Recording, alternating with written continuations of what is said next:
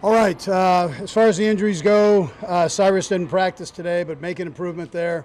Baza would be the new one. He had a groin strain. Just see where that goes. Fulton has a hip flexor strain. Gelati is still making progress with the hamstring. Tranquil just had low back spasms, and so we backed off him there. And then Xavier's making progress with the shoulder. Other than that, I think that covers that part. Great to get out here and get to working. We had goal line short yardage yesterday. We had red zone today.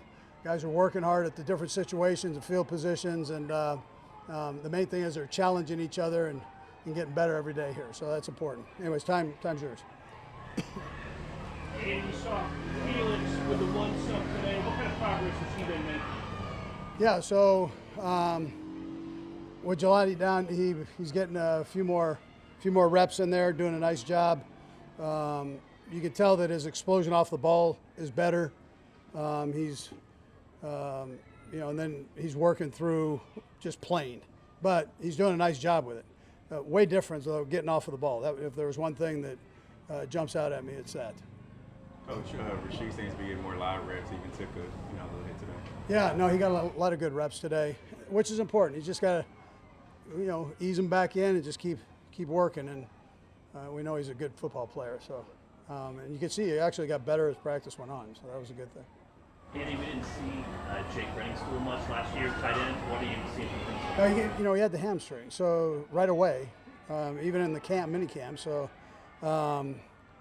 it's great that he's back to back in some practices here, and then you get a chance to see what he's all about. He's a good receiver, and you know what? He's stuck his nose in there and he's blocking, and my hat goes off to him. You got to keep stacking him, and that's his challenge right now.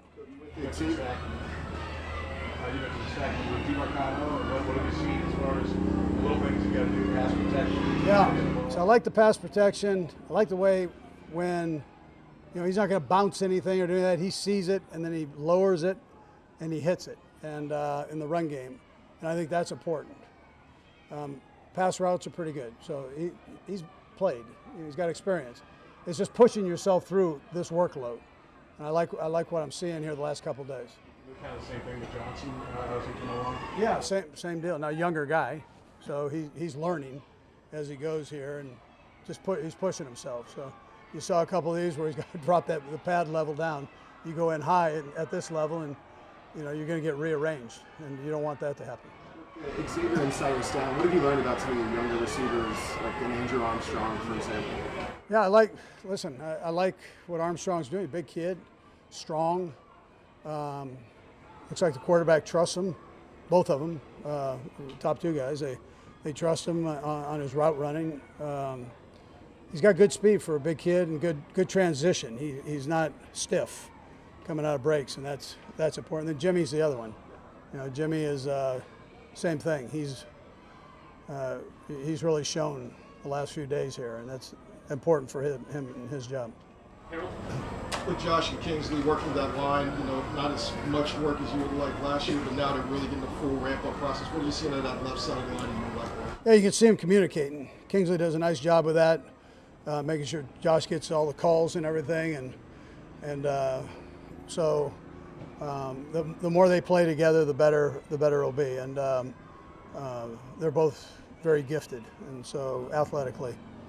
And it's just a matter of the techniques, fundamentals, all that stuff, and they work like crazy. And Heck does a good job working on all those guys. Nate? Andy, one thing that's going on in the league is more teams are having GoPros on the top of the quarterback's helmet. I guess you'll just get a better sense of what their progression in view is. Have you ever considered putting a GoPro on the quarterback's helmets? Yeah, I stand back there. I'm a versatile GoPro.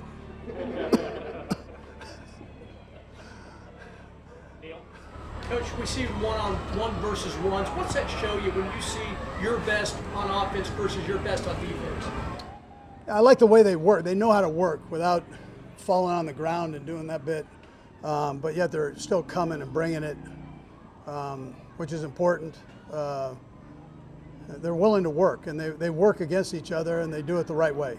So I appreciate that.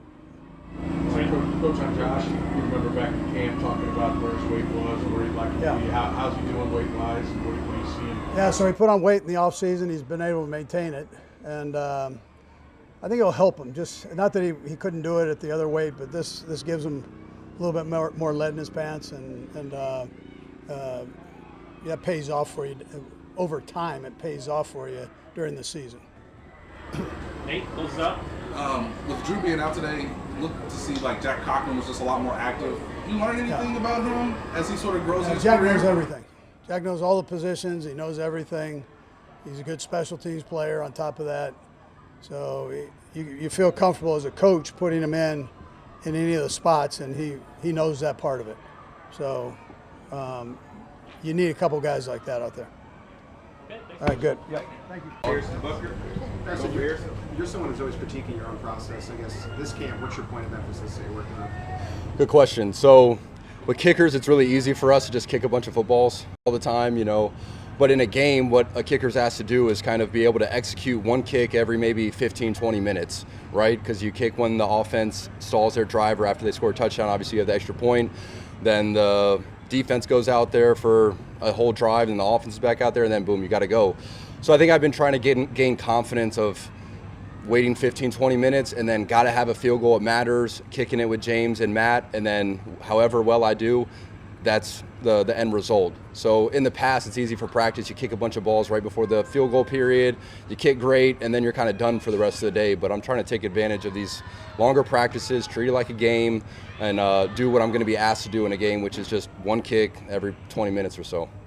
Your mechanics, you know, the last 3 or 4 years we've seen different, Right. you know, whatever you were dealing with, and doing it, you feel good about your mechanics. I do. So last year, I wasn't dropping down onto that plant foot knee, but I was having to think about it a lot, especially during training camp, and now I don't have to focus on that, so I'm hoping I can focus on things that matter more, you know, smooth swing thoughts, and I think that's been helpful for me to keep it simple and just focus on good ball contact instead of just really focusing in on not dropping down to that knee. I can focus on stuff that probably matters more. Speaking about focusing, I mean, how much you kind of, the new kickoff rules, you know, it's almost like a pitcher having to learn 3 or 4 new pitches all of a sudden. Is it, you know, you got a vibe, you feel good about all the different ways you're going to kick off, and maybe now you can go back to focusing more on the place kicking? You know, obviously the place kick and the field goals matter the most, and I think maybe trying to hit those knuckleballs and the funny kickoffs maybe affected the field goals a little bit. So I think halfway through the season last year, I just said, you know, not forget the kickoffs, but I'm just going to hit a high hang time ball, good rotation, just focus on the location. I'm not going to try to hit a low line drive knuckleball. And I think that's helped my field goals because then it's kind of the same foot to ball contact, good foot to ball contact on the field goal, and just do the same thing on the kickoff rather than having like 2 different swings. So that helped me the second half of the season, and I'm kind of sticking with that for training camp in the season. In your conversations with Dave, where do you feel like your neutral condition range is, you know, at this stage? So another thing, throughout my entire career here, I feel like the only time I've hit a field goal longer than 58 yards was the end of a half or end of a game. So even when the wind's at my back, you know, it's like, all right, we get the ball to the 40-yard line, it's a 58-yarder, that's what I'm expected to make. The other stuff is very rare. I need to be able to dial that up, but the majority of my kicks need to be 58 and in. And even I think, I was looking up, if you took out the field goals from under 30 yards, which are kind of chip shots, everybody pretty much makes those. If you take those field goals out, the average field goal distance is like 45 yards. So I'm really trying to focus in on that number. You know, let me hit 40 to 50-yard field goals consistently. And if you're doing that, then a 53-yarder or a 37-yarder is still kind of within that range, and you're kind of mentally used to that and physically used to that. The routine you mentioned that the onset of this, as far as every 15 to 20 minutes, is that something you came up with as a result of feeling that you kicked well in practice last year, that just maybe wasn't translated into the game? Yeah, I think I noticed myself kicking maybe a set of like 20, 25 balls in a row and feeling really confident with that. And then when I did have a kick, whether it was in practice with the offense or even in the game, maybe it was just like my confidence wasn't as, because you're only kicking in the net and you can't see the ball flight. So if anything, it's a mental thing, just gaining confidence that I don't need to hit a lot of balls right before the period. And then in the game, I don't need to hit a bunch of balls in the kicking net. So, you know, kicking's so much of a mental thing, but I think that's been helpful for me mentally, at least. We didn't have a great vantage point, but there was like a misfit or something. Yeah. What happened there? I just destroyed the ground, and Coach Reid was reminding me that the footballs are brown, they're not green, because I hit so much of the ground. No, obviously you never want to do that, and you don't even give it a chance when you hit the ground that bad. So, yeah, that was not good. Are you stronger today now than when you were a rookie? Yes, I'm definitely stronger now than I think that's just because maybe you get older, you get in your prime, the weightlifting, the sprints, all that stuff. I think that's been helpful. But another thing for my focus on the field goals is just being really smooth. I feel like I'm at my best when I'm not trying to hit the ball hard. So again, hitting those 58-yard field goals and in, just keeping it smooth gives me a better chance of making the kick. I was just curious, with the longer off season, did you do anything differently to prepare for this season? Was there anything specific you worked on, or did you approach it any differently? No, I really just tried to get away from football so that I was excited to get back to it. And we got 4 children now, and we love having fun, and I was just getting away from football. And I don't know, I've heard that from older guys as well. It's like, I want to make sure I'm refreshed and ready to go when I walk in the building or I'm there at the game. I don't want to drain myself from just having football in my mind all the time. And I think that's been helpful for me, just getting away so that when I do get to the facility, get to practice, I can lock in a lot easier. Good. Thanks, guys. Appreciate it. Josh, just off season, trying to get yourself physically prepared. Just talk us through that off season, get yourself ready for this training camp, ready for the season, and just get yourself in a better position.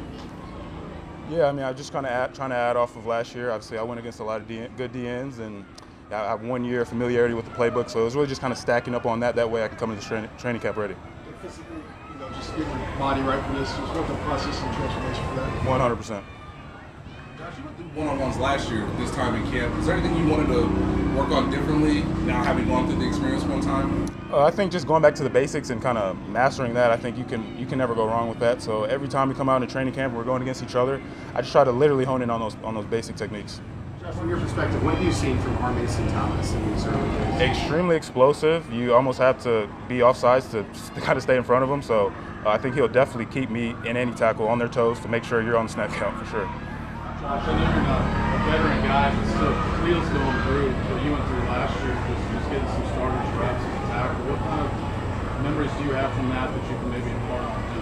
I think Khalil's doing a great job. I think he's a very physical player. I think he should just add on to that. I think you can't really teach effort. I mean, that's what he's giving out there, so that's really all I'm telling him right now is keep doing that effort thing. Josh, how different is this year? Last year you were coming off the injury and maybe still rehabbing while you're trying to get through camp, going in the NFL, going through all it takes to get ready for it. Now this year you can just focus on football. How much maybe freer is your mind? How much better is your body this year over last year? Exactly like you said. I mean, you have a little bit more room on your plate to kind of fit maybe an extra hour of film here, maybe, getting with the boys, getting on something like that. Just you have more time to kind of add back into some on the field. And the weight, I know that was one of the conversations back in mini-camp. Yep. Good where you're at weight-wise? Yes, sir. We'll share a number. I mean, it's kind of ballpark right now, but it's definitely where it needs to be. Josh, it seems to us that you guys are emphasizing more of the screen game and sort of the variety of screens you guys are working on. I remember last year saying you enjoyed, running screens because of the versatility and athleticism. What does it sort of look like to you in terms of what the screen game could be with Kenneth Walker in the backfield? Extremely scary. Obviously, we kind of know what 9 does and what he's capable of doing. So as long as we can just target and get to our assignments, we know he's going to take us home, 100%. Josh, you've been able to have the pads on for multiple days. How's it feel to kind of be back in the actual? Feels good. Like I said, I mean, that offseason in the OTAs was good. You got more familiarity with the playbook. You build more chemistry with Kingsley and Creed and how they operate and things like that. So coming back here, it was just like filling in answers for the test. Josh, Trey talked earlier this week about his journey through camp, each year.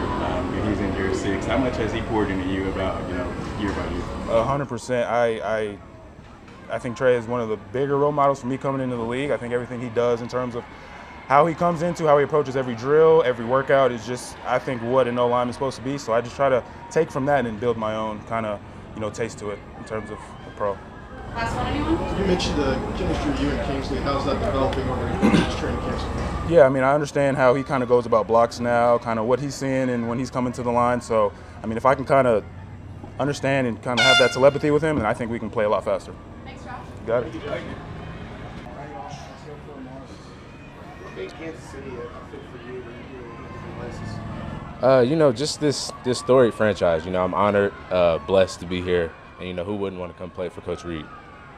What jumps out so far about this training camp? Because I imagine it's somewhat different from being in Arizona. Well, for sure, the first thing is just out there we practice inside, so that's the biggest difference that jumps off. But just the details and just everybody wanting to be super crisp with everything and being on top of everything. Coach is a big fan of being up here, getting away, dorm life, bonding. Does it fit you? Or? Yeah, no, it definitely takes you back to college. It's an adjustment, but it makes you grateful. And like you said, just getting to bond with your teammates. Like, it's nothing like the locker room, I think. So, when you first get here, it's a shock, but it's been great. Did you ever put out an SOS for like, oh man, I need another pillow? Or... I did go get another pillow. I did. How much pride do you take in pass protection, and how would you describe yourself in offense? I take a lot of pride. I think that's just where I found my niche in the league. So to stay on top of that and, to be able to protect somebody like Pat, that's a big deal. So I take a lot of pride in that. What do you like most about this playbook that you're getting introduced to that accentuates your strengths that you can use on the game? Just to be able to be used in so many different ways. It'll be fun to see all of us in the running back room just, running, catching the ball, pass pro, everything. So just how many different ways they can use this. And Mario, what stands out about Kenneth Walker? Oh, man. Explosive. For sure, I've been on the wrong side of a lot of his long runs, so I'm glad to be a teammate with him. But just a great dude, As soon as we got here, we clicked. We played against each other, but we never really knew each other, but it's like we've known each other for years. Yeah, Emmett talked about him kind of off the field and selfishness. I mean, what have you seen in that regard? Yeah, same thing. Great dude. Ask him anything, he'll give you any advice, and I think he just wants the best for this whole room. So we're all, just working together to be the best group that we can be. What's your running backs coach to Marco Bird bring to the table? I'm sorry. What's the running backs coach to Marco Bird bring to the table? A lot of experience. He played, so we're all ears when he talks. It's just been great to learn from him, pick his brain. What's you excited about the potential impact on the special teams, particularly the returns? Yeah, I just want to help the team win it anyway. So if that's kickoff return, punt return, making tackles, returning balls, whatever I can do to help the team, I'm excited to do it. Anything you feel like you've learned about Patrick that you weren't aware of beforehand? I don't know. I feel like you kind of, he's such a star in the league. Like, you kind of know everything about him. But it's just, when I first got here, it was kind of surreal. Like, this is really my teammate now. But, he's a great dude. If you mess up, he's right there to tell you how to do it right. So it's just a great dude.